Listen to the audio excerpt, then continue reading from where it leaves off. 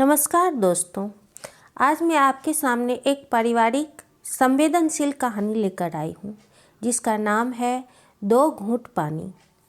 चारपाई पर बेबस पड़ी कृष्णा देवी के आँखों से आंसुओं की धारा बहती जा रही है। चारपाई के एक किनारे पर उनका मनपसंद खाना आलू की पूरी और कटहल की सब्जी रखी हुई है।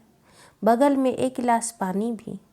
छोटे बेटे विद्याधर के कहने पर छोटी बहू ममता ने मनपसंद खाना बना दिया, लेकिन बेटा बहू खाना रखकर अपने अपने रोजगार पर निकल गए। बेटा जब निकला तभी अपनी पत्नी से कहकर गया कि माँ को उठाकर खाना खिला देना, लेकिन ममता को ऑफिस के लिए देर हो रही थी, सो उसने खाना रख दिया और पति के वचनों का पालन कर दिया। अब बुढ़िया खाए या ना खाए उसकी परवाह उसे कहाँ थी। ममता के जाने के बाद कृष्णा देवी खुद उठने की कोशिश करने लगी, लेकिन बहुत प्रयास के बाद भी उठकर बैठ ना सकी। बार बार उठती मगर गिर पड़ती। तभी बड़ी बहू श्यामा अपने कमरे से निकली। कृष्णा ने उसे टोकते हुए कहा, श्यामा श्यामा बहू। मगर बहू ने एक नज़र बुढ़िया पर डाली और नज़रअंदाज करके आगे बढ़ गई। तभी श्यामा की बेटी रोहिणी, जो 15 वर्ष की थी, उसे कृष्णा देवी ने पुकारा, रोहिणी, ए रोहिणी, जरा मुझे उठा तो दे। रोहिणी नज़दीक तो आई, लेकिन मुंह चमकाकर बोली, हम लोगों को ज़िंदगी में क्या दिया है तुमने, दादी, जो तुम्हारी सेवा करे। बुढ़िया क्रोधित होते हुए बोली, अब क्या मेरा कलेजा लोगी तुम लोग? सब कुछ तो तेरे चाचा और पिता ने बांट ही लिया, अब मेरे पास क्या बचा है जो तुम्हें दूं? रोहिणी ने चमकते हुए जवाब दिया, तो मर यहाँ पर, मैं अभी जाकर माँ से कहती हूँ। जा जा, माँ से कह या बाप से, मुझे किसी का डर नहीं है। थोड़ा सा उठाकर बैठा देगी तो तेरा क्या बिगड़ जाएगा। एक बात ध्यान रख, जैसा करेगी वैसा ही भरेगी। बड़ी बहू श्यामा ने घर से ही बुढ़िया की बातें सुन ली थी। वह कमरे से दौड़कर आई और बुढ़िया के मुंह पर हाथ चमकाते हुए बोली, कहते हैं काम के न काज के, दुश्मन अनाज के। मेरी बेटी आपका क्या जानती है जो आप उसे श्राप दे रही हैं? खबरदार, जो मेरी बेटी से कुछ कहा तो जिसे सारी संपत्ति दी उसे श्राप क्यों नहीं देती? बुढ़िया भी कम न थी, लेटी लेटी चिल्लाते हुए बोली, तू बिना संपत्ति के ही रानी बने बैठी है। सारा काम तो मेरा बेटा करके ही जाता है, बस बीच में थोड़ा सा पानी पिलाना या एक दो बार उठाना बैठाना, यही पाहार हो गया तुम लोगों से। कह देती हूँ कि तुम मुझे जैसा करेगी वैसा ही तेरा बेटा तेरे साथ करेगा। श्यामा का गुस्सा तो साथ में आसमान पर पहुँच गया। उसने बोलना शुरू किया, क्या कहा आपने? अरे खुद का देख, कैसे सामने में खाना है मगर खा नहीं पा रही है। और जो तेरा बेटा बहू है ना, वो नरक में जाएंगे, हम लोग क्यों जाएंगे नरक में? वो तुझे ऐसे ही खाने को नहीं देते, बल्कि तू उसे सारे गहने वहने दे रखी है, इसीलिए तुझे खाने को देते हैं। दोनों ऑफिस जाते हैं तो क्या कभी मुझे कुछ देते हैं? कभी ये भी हुआ है कि कपड़ा भी खरीद कर भतीजा भतीजी को दे? इसी बीच कृष्णा देवी बोली, क्यों देंगे कपड़ा लत्ता तेरे बेटा बेटी को? तूने क्या दिया है? उसका भी तो एक बेटा है, तूने क्या किया है उसके लिए? श्यामा का गुस्सा तो देखने लायक था।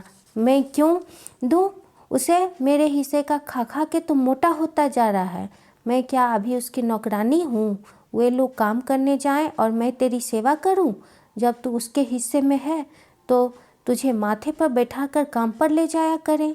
वो कमाएगा और मैं न कमाऊँ? छोटी पढ़ी है तो वो ऑफिस में काम करेगी, मैं भी तो कपड़े सीकर अपने बच्चे को पालती हूँ। जितनी देर सेवा करूँगी उतनी देर में 2-4 कपड़े सिलूँगी। तभी श्यामा के पति गंगाधर आए। उन्होंने कहा, क्या बात है, किस चीज़ का झगड़ा हो रहा है? पत्नी ने सारी बातें बताई। गंगाधर ने सारी बातों को सुनने के बाद कहा, तू पागल है श्यामा, जो इस पगली बेईमान से लड़ रही है। अरे इसका बस चलता तो जन्म देते ही मुझे मार डालती।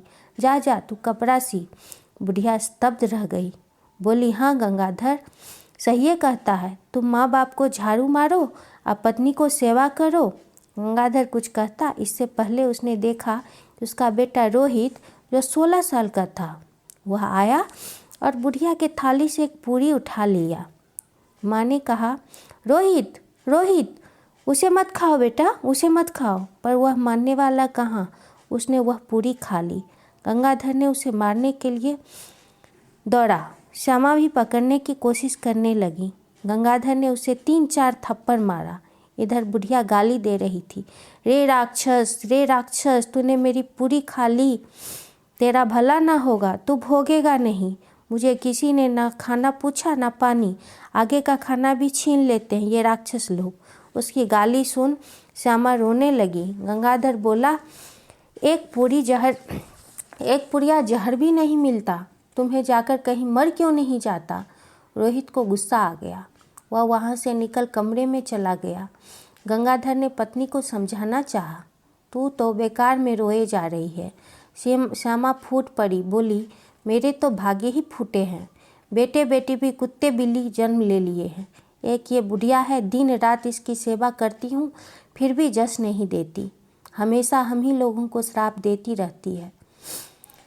तभी रोहिणी दौड़ी भागी आई और घबराते हुए बोली, माँ, भैया के हाथ में चूहा मारने वाली दवाई है। गंगाधर और श्यामा घबराकर कमरे की तरफ दौड़े। रोहित हाथ में दवाई लिए अब खाने ही वाला था कि श्यामा ने उसके हाथ से दवाई छीनकर फेंक दी। रोहित उसे फिर उठाने गया। तीनों के छीना झपटी में गंगाधर के हाथ दवाई लगी। वह उसे बाहर खिड़की से फेंक कर सिर पर हाथ रखकर वहीं बैठ गए। इधर श्यामा रोते हुए सास के पास आकर झगड़ना शुरू कर दी। मिल गई तेरे मन को शांति, आज तो मेरा बेटा मेरे हाथ से चला ही जाता। एक पूरी क्या खा लिया तूने ऐसा आफत गिराया कि वह जहर खाने पर उतर आया। आज उसे कुछ हो जाता तो मैं तेरा अचार डालती बुढ़िया। फिर जोर जोर से रोने लगी। बुढ़िया स्तब्ध रही। रोहित माँ की आवाज़ सुन कमरे से बाहर आया और दादी के पास आकर बोला, सारे फसाद की जड़ ये बुढ़िया है, आज मैं तुझे जिंदा ही नहीं छोड़ूंगा। इतना कह बुढ़िया के गर्दन पर हाथ रखा। श्यामा ने उसे हाथ पकड़कर छुड़ा लिया। जाने दे, इसकी हत्या का पाप अपने सिर तू क्यों लेता है। लड़का गुस्से से आंगन से निकल गया। श्यामा भी अपने कमरे में जाकर ब्लाउज सीने लगी। कृष्णा देवी जो अभी तक भूखी थी, प्यास से गर्दन सूखा जा रहा था। दोनों कोरों से आंसुओं की धारा बह रही थी। अपने यादों में सोचने लगी, क्या यही है मेरा बेटा जिसे मैंने कितने मंदिर मस्जिद में मन्नत मांगने के बाद 7 बेटियों के बाद पाया। क्या क्या नहीं किया इसके लिए। अपना बेटा बर्बाद होता जा रहा है, उसकी परवाह नहीं है, लेकिन अभी जो कुछ हुआ उसकी जिम्मेदार मैं बन गई इसकी नज़रों में।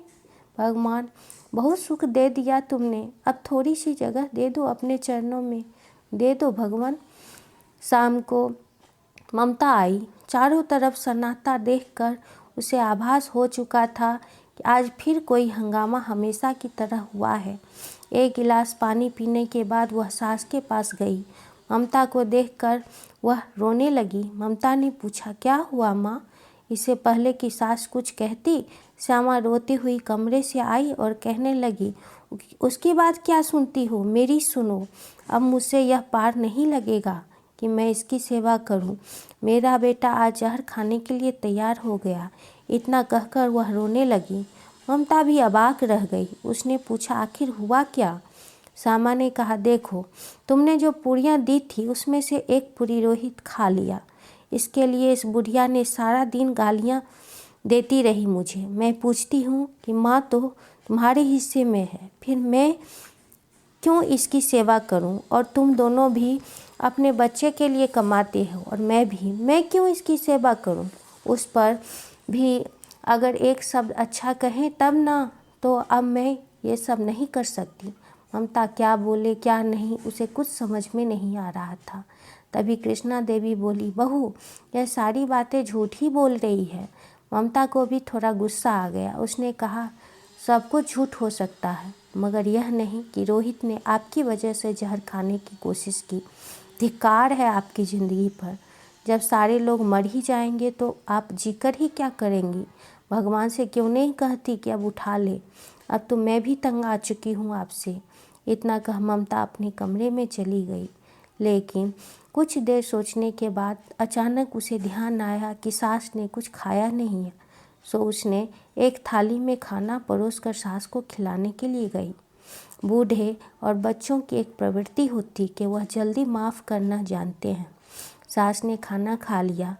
बहू ने वादा किया कि अगले 2 दिन उसकी छुट्टी है और वह घर पर ही रहेगी। तो सास खुश हो गई कि चलो 2 दिन अच्छे से बीत जाएंगे। रात में विद्याधर घर आया तो पत्नी ने सारी बातें बताई और यह भी कहा कि अब मैं भी परेशान हो गई हूँ। तब विद्याधर ने उसे समझाया कि माता पिता की सेवा से कोई बड़ा धर्म नहीं, उसी के आशीर्वाद से हम लोगों को नौकरी मिली है, इसीलिए जितना दिन जिएगी सेवा करते रहो। ममता खुद भी इन बातों को जानती थी और मानती भी थी, इसीलिए उसने पति की बातों में सहमति जताई। अगले दिन ममता ने पूरे दिन सास की हर ज़रूरत का ध्यान रखा। सास भी प्रसन्न थी और श्यामा को दिखाना चाहती थी कि देख मेरी बहू को कितने तन मन से मेरी सेवा कर रही है। लेकिन ममता सास के कामों से थक गई थी, क्योंकि उस दिन सास की ज़रूरत भी अन्य दिनों की अपेक्षा ज़्यादा बढ़ गई थी। दूसरे दिन ममता ने सोचा कि छुट्टी के दिन थोड़ा पापड़ बना लूं। पापड़ बनाने में उसे बहुत देर हो गई। वह नहाने गई। सास ने पानी मांगा। ममता ने कहा कि थोड़े बर्तन हैं, उन्हें धोकर पानी देती हूँ। ममता ने सारे बर्तन धो लिए। अब वह कपड़े धोने लगी। सास ने फिर पानी मांगा। ममता ने जवाब दिया, देख नहीं रहे हैं मेरा हाथ दूसरे कामों में व्यस्त है। ममता ने स्नान कर लिया। माँ ने एक बार फिर पानी मांगा। बहू चक्कर सा आ रहा है, थोड़ा पानी पिला दो। ममता ने ध्यान नहीं दिया। वह पूजा करने लगी। तरह तरह के मंत्र, जप, आरती, धूप, दीप, नैवेद्य आदि। इधर सास पानी के लिए तड़प रही थी। श्यामा उधर से गुजरी तो सास ने इशारे से पानी मांगा, मगर वह मुंह घुमाकर चली गई। ममता भजन गा रही थी, कभी माँ बाप की सेवा की ही नहीं, फिर गंगा नहाने से क्या फ़ायदा। इधर सास जलबिन मछली की तरह तड़प रही थी। जब वह तुलसी में जल देने गई तभी अचानक उसे सास के बारे में ध्यान आया। उसने वहीं से सास को देखा। किसी प्रकार का शरीर को हलचल न देख वह घबराई हुई सी सास के पास जल लेकर दौड़ी। पास जाकर देखा तो आंखें और मुंह दोनों खुले हुए थे। मुंह शायद 2 घूंट पानी के लिए खुला था। आंखें शायद इस आस में कि कहीं कोई दिख जाए तो 2 घूंट पानी पिला दे। ममता के हाथों से लोटा छूट गया। आंखों से आंसुओं के 2 बूंद गालों पर लुढ़क आए। धन्यवाद।